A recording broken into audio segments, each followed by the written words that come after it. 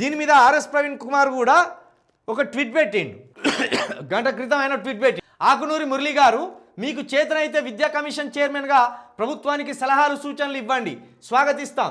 GO ప్రకారం మీకు నెల నెల లక్షల జీతం తెలంగాణ ప్రజల కష్టార్జితం అన్న విషయం మర్చిపోకండి.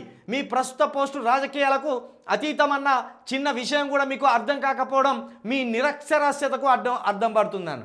నువ్వు ఐఏఎస్ఐ ఏం లాభం దేనికిగా సిగ్గేవాయ్. నువ్వు రాజకీయాలకు అతీతమైన పోస్టులో ఉండి రాజకీయ నాయకులు లెక్క విమర్శించడం ఏందా? నువ్వు మంచిగా అన్నాడు ఇక్కడ ఆర్ఎస్ ప్రవీణ్ కుమార్ గారు. ప్రస్తుతం మీ పోస్టు రాజకీయాలకు అతీతమన్న చిన్న విషయం కూడా మీకు అర్థం కాకపోవడం మీ నిరక్షరాస్యతకు అద్దం పడుతుంది. కానీ నేను అపార మేధావిని, ప్రశ్నించే గొంతుకను, విద్యావేత్తను అని ఒకవైపు ఫేక్ ప్రచారం చేసుకుంటూనే మరోవైపు కాంగ్రెస్ సోషల్ మీడియా ప్రజాప్రతినిధిగా జబ్బలు చించుకొని ఎవరో కాంగ్రెస్ పోకిరిగాన్లు గంజాయి మత్తులో ఎడిట్ చేసిన వీడియోలు షేర్ చేసే గలీజ్ పనిలో బిజీగా ఉన్నారు. తెలంగాణలో పిల్లలు పిట్టల్లాగా రాలిపోతుంటే ఎందుకు మూగబోయింది మీ ప్రశ్నించే గొంతుక? మీలాంటి మతిలేని మేధావులు కాంగ్రెస్ చుట్టూ మోపైనందుకు వల్లనే మా బిడ్డల భవిష్యత్తు ఈరోజు ఇట్లా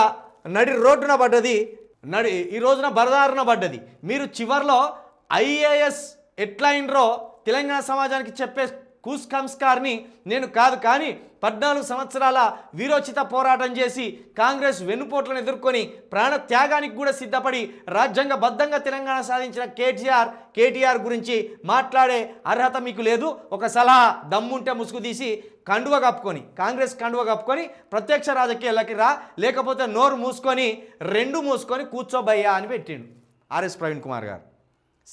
సిగ్గుండాలి కదా ఆకునూరి మురళి గారు. మీరు ఒక దళిత బిడ్డ అయి ఉండి గిరిజన హాస్టళ్లలో, గురుకుల హాస్టళ్లలో, హై స్కూల్స్లో పిట్టల్లాగా ప్రాణాలు రాలిపోతుంటే సిగ్గు శరం లేకుండా తొలి వెలుగు రగ్గాంతో మైకు పట్టుకొని ప్రగల్భాలు పలుక్కుంటా రాజకీయ నాయకుని లెక్క ఇజ్జత్ లేని మాటలు మాట్లాడుతూ పూట గడుపుకుంటున్నావు.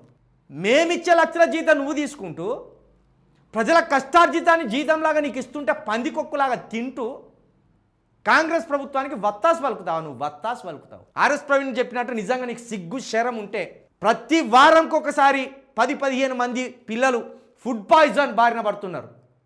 దాన్ని అరికట్టు. నీ రేవంత్ రెడ్డి కాళ్ళు పట్టుకుంటావా, రేవంత్ రెడ్డి గల్ల పట్టుకుంటావా మాకు తెలియదు, కానీ నీకు చేతనైతే, నీకు దమ్ముంటే చలో ఆపు. ఆ ఫుడ్ పాయిజన్ కాకుండా ఆపు. విద్యాశాఖకు సంబంధించి చైర్మన్గా ఉంటావు, రాజకీయ నాయకులు లెక్క మాట్లాడతావు. ముందు నీ ఉద్యోగం కూడా కొట్టాలి.